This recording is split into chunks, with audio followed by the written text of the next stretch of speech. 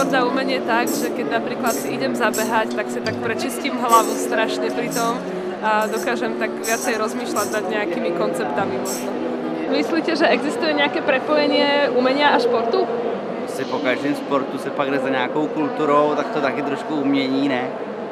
A tak to vždycky takový finále toho, ne? Po sportovního výkonu, jaký spojení s nějakou kulturou, s uměním, tak ať už koncert nebo pivo.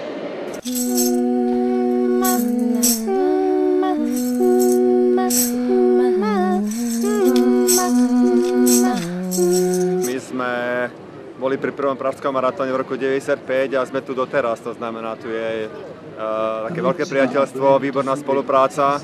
A keďže poznáme rozmery tohto pražského maratónu, zdalo sa nám úplne ideálne, aby Európske námeststvo kultúry prišlo do Prahy a stretlo tu ľudí, ktorí prichádzajú na maratón z celého sveta.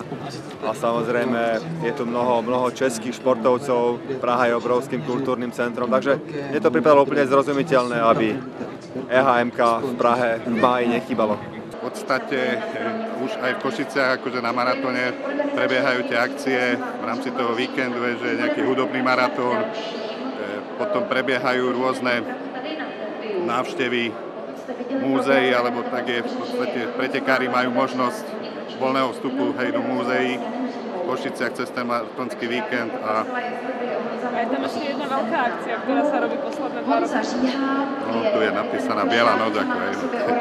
Práve v budúcom roku, keď EHMK bude naplno využívať svoj titul, tak bude ročník 90. My chystáme samozrejme veľa nových vecí a už je dosť dobre známy aj náš hudobný maratón, ktorý práve spája šport a hudbu, šport a kultúru.